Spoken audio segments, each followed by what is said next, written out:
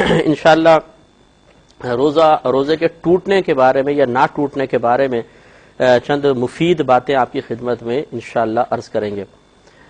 3 چیزیں دیکھیں، یاد رکھیے، ایک قصد و عمد ہوتا ہے، یعنی قصدن عمدن یہ ایک ہی معنی میں ہے۔ ایک لفظ آپ نے سنا ہوگا خطأن، اور ایک ہوتا ہے سہون۔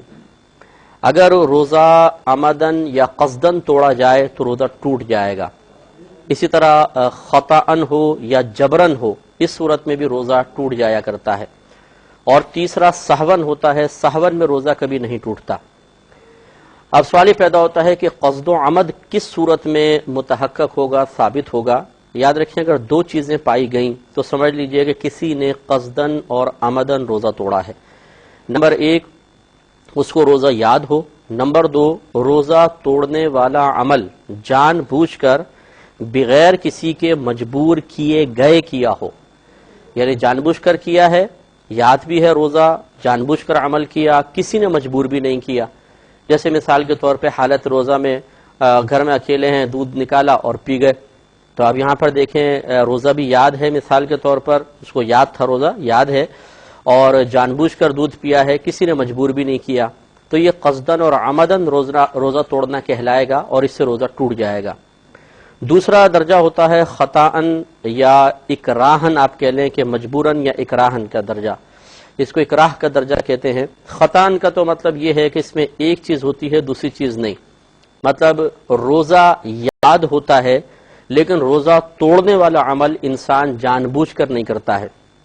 جیسے مثال کے طور پہ کوئی شخص وضو خانے پر بیٹھا ہوا وضو کر رہا تھا، منہ میں اس نے پانی لیا کلی کے لیے، اچانک کسی نے دھکا دے دیا اور وہ پانی بے اختیار اس کے حلق سے نیچے اتر گیا۔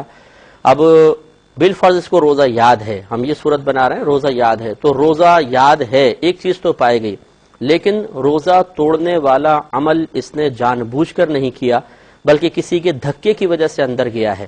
تو خطاً پر بھی اگرچہ انسان نے قصدن ارادتاً پانی وغیرہ اندر لے کر نہیں گیا، لیکن فقہا نے روزہ ٹوٹنے کا حکم دیا ہے، اس سے روزہ ٹوٹ جائے گا۔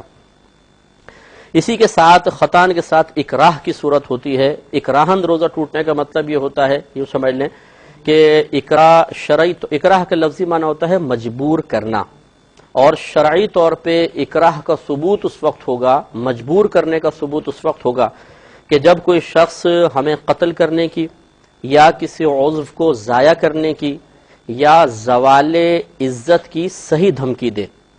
صحیح دھمکی کا مطلب یہ ہے کہ بالفرض اگر ہمیں مثال کے طور پہ کہ مجھے کہہ رہا ہے تو میں یہ سمجھوں کہ جیسا یہ کہہ رہا ہے کر گزرے گا، اگر اتنا یقین کامل ہے کہ اگر مثلا کسی نے کنپٹی پہ پستول رکھ دی کہ روزہ توڑو ورنہ گولی مار دوں گا، یا چاقو ہاتھ پہ رکھ دیا روزہ توڑو ورنہ ہاتھ ہی کاٹ دوں گا، یا یہ کہا کہ میں تمہیں معاشرے میں بدنام کر دوں گا کسی وجہ سے اور ورنہ روزہ توڑ دو، اور ہمیں یقین ہے کہ جیسا یہ کہہ رہا ہے ویسا کر لے گا، تو سمجھ لیں اب یہ جو مجبور کرنا ہے اس کو عربی میں اکراہ کہتے ہیں، اور اس کو شرعی طور پر اکراہ شرعی کا نام دیا جاتا ہے۔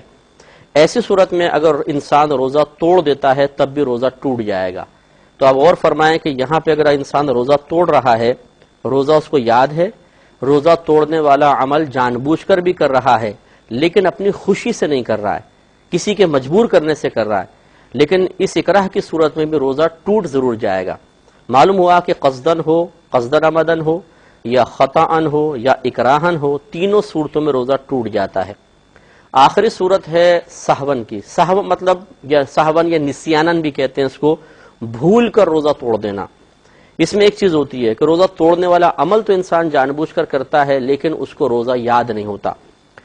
یہ عموماً شروع کے روزوں میں ہوتا ہے کہ روٹین کھانے پینے کا ہوتا ہے، اب رات میں سحری کھا کر سوئے، دن میں آنکھ کھولی، یاد نہ رہا کہ آج روزہ ہے اور کچھ کھا پی لیا، تو اس سے انسان کا روزہ نہیں جاتا۔